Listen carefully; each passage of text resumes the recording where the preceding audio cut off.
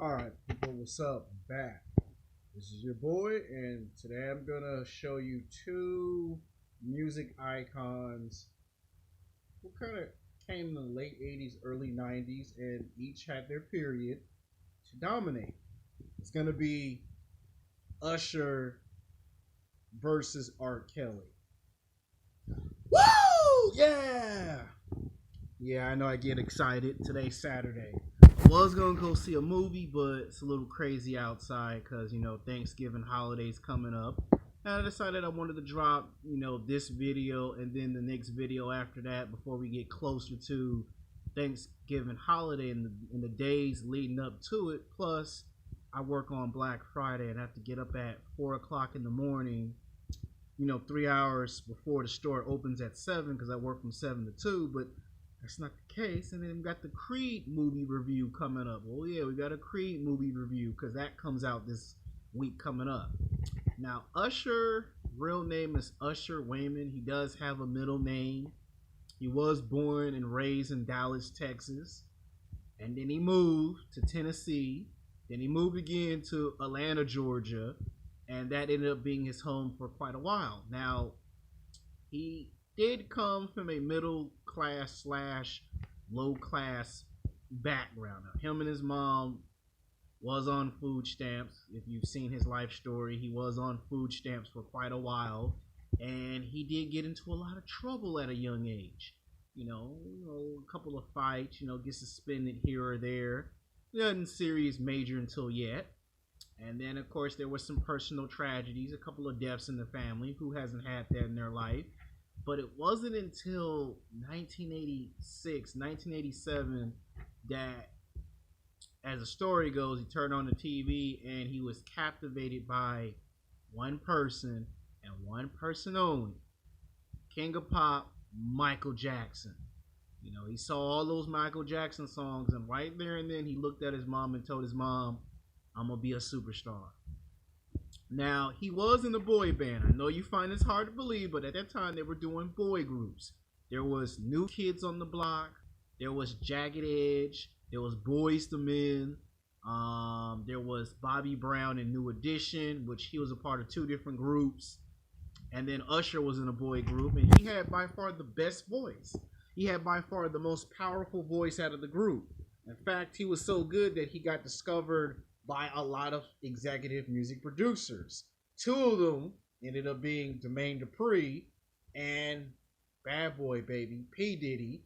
And they both saw some talent in him, but it wasn't until much later that he ended up getting discovered by the bodyguard of Bobby Brown. And they told him to go to a talent show. He killed the hell out of the talent show. By 1990, he put out anywhere between 5 to like 10 or 11 songs on an LP. They loved his sound. It was so unique that he just blowed everybody away with that song. And then finally in 1991, he comes out with his actual hit single. You should know what that is. Yo, yo, yo, yo, my way. Why say no? This is. Ooh, yeah. Do you want to get freaky? Ooh, yeah. Mustn't have. You should know the rest of that song. Him, Tyrese, he in the car. He come out. The two have a nice face off, dance off. And that's how Tyrese got in the game, by the way. That one song with Usher, that opened up the door for Tyrese in his whole entire music career. And I'm debating if we should get Tyrese Gibson into one of these videos. We'll see. And he came out with that. That was a smash hit. And right in the midst of that, he ended up being paired up with another R&B artist who was good at singing, songwriting, and dancing, and dance choreographer, and that was Genuine. I'm just a bachelor looking for a partner.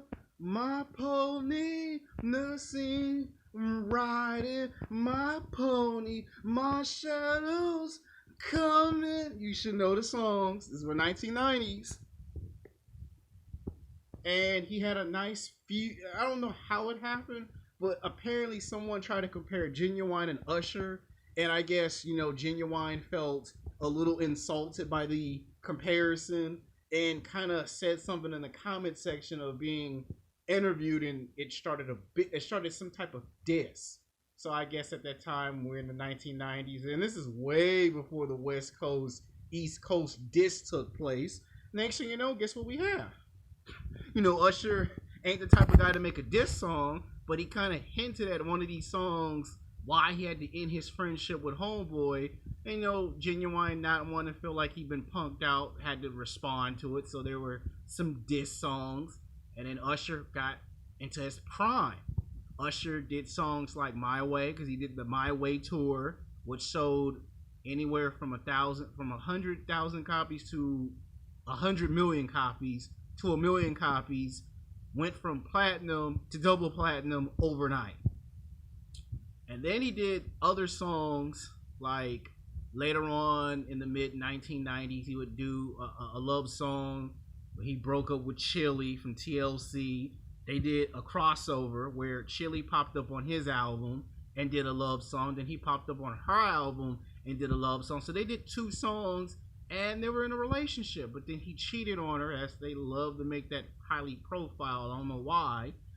And to make a long story short, she broke up with him and wouldn't take him back. And then he moved on, and then he did songs with Jagged Edge. He did songs with Jermaine Dupri and the Brat.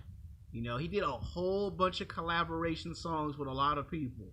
He even managed to somehow do a song with at the time I can't remember if it was Yugmouth and the Loonies, but he managed to do something with them. And then he made his way to doing some more songs. At that time of the era, around 92, 93, he was just killing the charts. Like, he was killing. Like, he was like, if he wasn't number 1, he was either number 2 or number 3. But he was killing on these charts. Then came into the 2000s where I think he really showed his best music. There was AP Stone's dun dun dun dun. Got me saying, yeah, if you want me to, yeah, do the A-Town stuff. You should know them songs. I mean, it's a long time ago.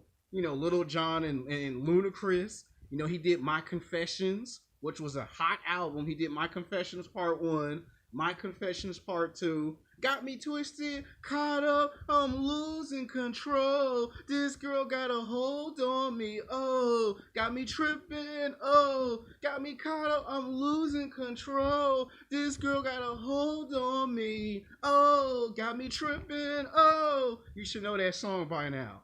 He did that. Let's see what else he did. He did Lover and Friends, which I thought was kind of an okay song. He did songs with R. Kelly, The Same Girl, Twister. I think Twister had one of his songs remixed. He did that. He did songs with Nicki Minaj. He did a song with Rihanna. He did songs with Katy Perry. You like, God damn. Like, Usher just making songs with everybody. He even did a song with Beyonce. As hard as you find out to believe, did a song with her. Did a song with Jay-Z. You're like, God damn. Like, you turn around doing songs with everybody in the 2000s. And I believe in the beginning of the early 2000s, I strongly believe that Usher had the game on lock. I mean, he surpassed Genuine. He surpassed Bobby Brown. I mean, he was just surpassing everyone. All the new artists wanted to do songs with Usher. He got into the movies, he got into the television shows, and then he got married, then he had kids. That lasted for about 8 or 9 years. Then he got divorced, he got into another marriage. And then the sound of his music changed not once, not twice, not 3 times. The sound of his music changed a total of 5 times. So his sound changed 5 times in 7 of his albums. He would pop up and do soundtracks. Like, remember Poetic Justice? Yeah, so he had a chance. If the opportunity had allowed itself, he probably would have ended up doing songs with Tupac and Biggie, as big as his popularity was. And then he got an Academy Award because he did a soundtrack to a movie. And then he got to headline the Michael Jackson Memorial. Now, you got to be a very great talent to come in 10 or 12 years into your career, 13 years into your career, and then to headline a memorial for your idol. He always talked about how he loved and respected Michael Jackson, and he talked about how he should go ahead and, you know, kick off a memorial. Now, in my opinion, I felt that it should have been him on stage doing a tribute to Michael Jackson instead of Chris Brown. I think the reason why they chose Chris Brown over Usher is because Chris Brown was much younger, a much more hotter sale, a much more better money draw. And, basically they just decided, let's go with Chris Brown over Usher. But I do believe it should have been Usher because Usher would mention Michael Jackson several times in his 7 albums. He would always make reference to Michael Jackson, to the King of Pop. He even had some kind of permission from the family to take 2 or 3 or just one of Michael Jackson's songs and remix it. And it was good when he remixed some of Michael Jackson's songs. Yeah, once again, you got to be very good to get permission to do that on that level. He's even headlined the Oscars. If he hasn't, he soon will. He's hosted TV talk shows. He's been on America's Got Talent. He's been on Do You Think You Can Dance? He's been on there. He's even became an executive producer. He went on the internet, you heard the story, and discovered Justin Bieber and signed him to his label, and even did some songs with Justin Bieber when Bieber popped out onto the scene. So Usher basically is good when it comes to that. Now, he's currently got 9 albums. Now, I got to admit, the last 2 or 3 albums that came in the late 2000s, they haven't exactly been good music. A lot of people love his old music from the late 80s, 1990s, and the early 2000s. And then, of course, he transitioned into acting, where he played Sugar Ray Leonard. And it kind of was a bit of a disappointment that he did not get nominated for an Oscar or an Academy Award for his portrayal as Sugar Ray Leonard in Hands of Stone, the movie that was about Roberto Duran, because he got into shape for that movie. So he showed that even in his later years, I can sing, I can dance, I can write, and I can act. And then I can be an executive producer. So to do all of that and still be irrelevant, it's incredible on what he's done in just only 2 decades, because he's like 40 going on 41 years of age. So he's been in the game for like 2 decades. And to come in and pop out 9 albums in 2 decades and still have people driving up the street, nodding their head to My Confessions, Part 1 and Part 2, and You Got Me Caught Up, and those songs with those collaborations with other artists, and people keep bumping Yeah, so he's still irrelevant, and he still does his old music and tours. So Usher's kind of a big name, and of course, let's not forget he loves to hang out with LeBron James in sports, so you will catch him at a basketball game or a football game. So as of lately, people ain't been feeling his new music lately. Ever since he had his divorce and then got remarried, he hasn't really, not that he ain't been the same. It's just that he's more into acting now, and he's more into producing new talent than trying to put out an album. Now, I do believe he will put out an album number 10, and he's even done songs with Lil Wayne and Drake. He has, cause he's done songs with everyone at this point, and it's amazing to see someone do that on that level and still, after 2 decades, still be going that strong. Now, R. Kelly got his start in 1988, 1989. He put out an album where he himself was in a band, in a boy group. But he was already 26, 27, and at that time, the heat was, if you were in your mid-20s or late 20s, early 30s, you were too old to be in a boy band. So he kind of, separated from them and, did his first LP, got that vibe. Yeah, baby, you got that vibe. Oh, yeah, baby, you got that vibe. Yeah, yeah. That was his hit single. It wasn't until later that he would do songs like Keep It on the Down Low, Feeling on That Booty. Those were some earlier R. Kelly songs. He hadn't really became R. Kelly yet. It wasn't until that controversial story with Aaliyah. A lot of people to this day still upset with R. Kelly because the guy can sing on the mic. The guy can write songs. The guy can produce. He can do collaborations. It just he likes to misbehave, and I think it's funny that these people give him hell for finding young, attractive women, attractive. But we got some other multimillionaires that also do the same thing, and they focus on R. Kelly too much. And R. Kelly kind of used that publicity to his advantage because he's from Chicago. Now, by the time he did songs with Ron Isley, the Isley brothers, he did like 2 or 3 songs with the man, and then he broke through because in the 1990s he did "Feeling on Your Booty." Then he remixed the song. Like all his songs, he ended up remaking them at some point. Like they're already good songs. He takes all his own songs and makes sure every song has a remix.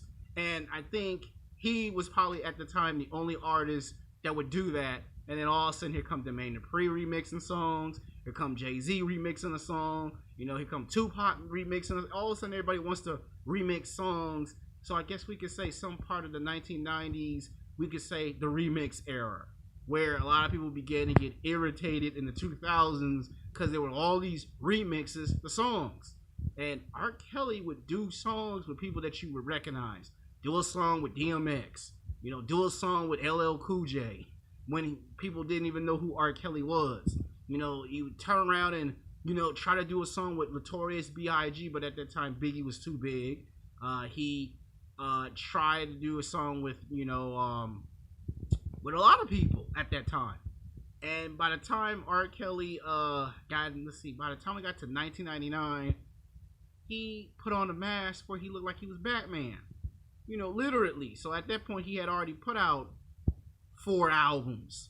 At that point, there's "I Could Believe I Could Fly," and at that time, he wanted to play professional basketball.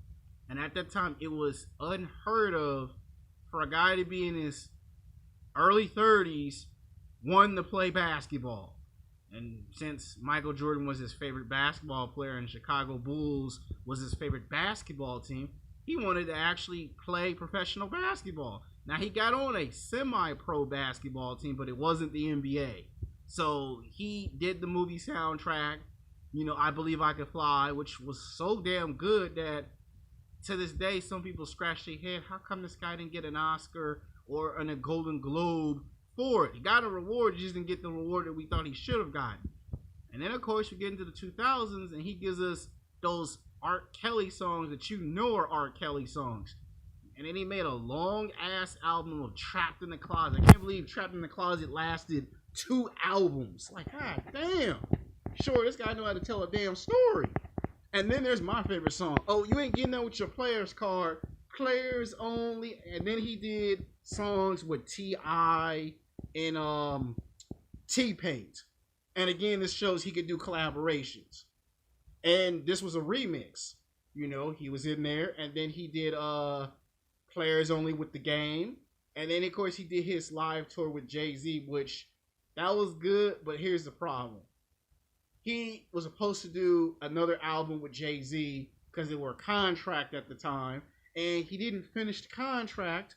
And, Jay-Z kind of felt some type of way. And 10 years later, when they were supposed to unite and do the second act of the second album, R. Kelly, right on stage, saw all these people waving guns and shit and booked and bailed out of New York City and abandoned Jay-Z for the second time of doing this live tour album. And Jay-Z had to do that all by himself. Which I felt bad for Jay-Z because Jay-Z shaking his head like, every time somebody do a collaboration with this guy, he starts off real good with these songs. We write the songs, we produce the songs, we put them on album, and then when it's time to do the live tour, guy starts bugging out, guy starts walking back on stage, the guy starts panicking, and then the guy's gone. And then you're basically left to fend yourself on a huge, you got 20 million, 30, 40 million people who paid all their money to see you sing and perform live and concert at a tour, and then you abandon them. And I kind of went about like, God damn it, R. Kelly, what the hell are you doing? And it wasn't until later 2000s when, we heard about that, allegation where he made a sex tape. And I don't even want to fucking talk about it, but it was funny because Dave Chappelle made fun of R. Kelly for doing it.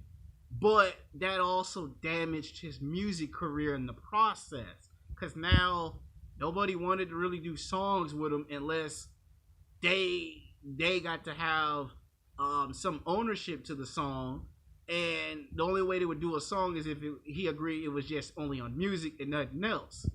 And he ended up being blacklisted for a while. Oh yeah, R. Kelly got blacklisted quite a lot the second half of his career. He did good the first 10 years, but then the second 10 years he got blacklisted because people just could not stand the way he would do, weird, strange stuff in public, and a lot of people felt that he was doing this to stay irrelevant. Now, in his 2 decades, he's popped out 10 or 11 albums. So he's managed to stay irrelevant as long as he's been in the game. But the problem is, R. Kelly hasn't put out the same type of music, and we know that R. Kelly hasn't been the same since he's been blacklisted. So who's better? Now, if we're going based off the fact that Usher got married the second time and everyone was upset that his sound of music changed 5 times, Usher in his prime, there are only a few people that could actually touch Usher in his prime.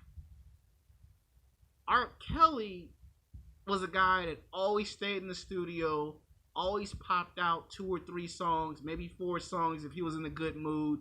And R. Kelly was good at being a storyteller. Usher is good at telling love stories. R. Kelly's a storyteller. And by the end of the day, when someone gets their heart broken, they're gonna want to listen to Usher's albums because they could relate to the rejection and the heartbreak. R. Kelly had songs about heartbreak and rejection, but he mostly would do that and then turn around and give you some, you need to be a player type of thing.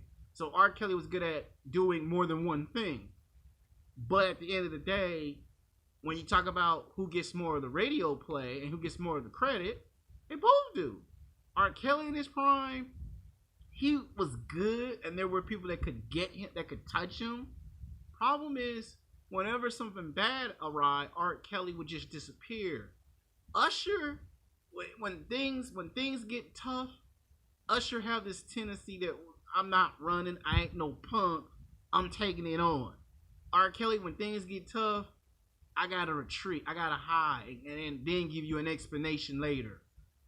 So even though people turned on Usher because his sound of music changed 5 times, and even though R. Kelly managed to survive for 2 decades, I gotta say by a slight landslide, by a slight edge, not too much of a slight edge, I gotta give it to Usher, because even though Usher's sound of music changed 5 times in 2 decades, he managed to still stay hot with fans. Where in R. Kelly's case, even though the guy makes great music and produces and writes great music, every now and then you don't know what kind of R. Kelly you're gonna get. You don't know if you're gonna get the player R. Kelly, players only. You don't know you're gonna get the R. Kelly that's just out and about, or you're gonna get the R. Kelly that's gonna do some strange shit and abandon you like he did poor Jay-Z for no apparent reason. Not once, but twice he did this shit to Jay-Z. You don't know what R. Kelly you're gonna get. And if I'm a fan, because I'm a fan of both their work, but if I'm a fan and I pay for a ticket to go see a song that came out in the 80s or in the 90s or the early 2000s, I don't want to go to an R. Kelly concert and a guy sees 20, 30, 40, 50 million people and then somebody pull out a gun or say something crazy and he react to it and bail up on you. I don't want to pay all that money. I see Usher, I know I'm going to be entertained. I know I'm going to go home and say, yeah, I got rejected. Yeah, I got blown off. Usher made me feel good. I'm going to ride with Usher. Next time in my music series, it's going to be a shock video. A video you didn't think was possible. it's possible. It's gonna be the Backstreet Boys versus NSYNC. Oh yeah, get ready. Peace.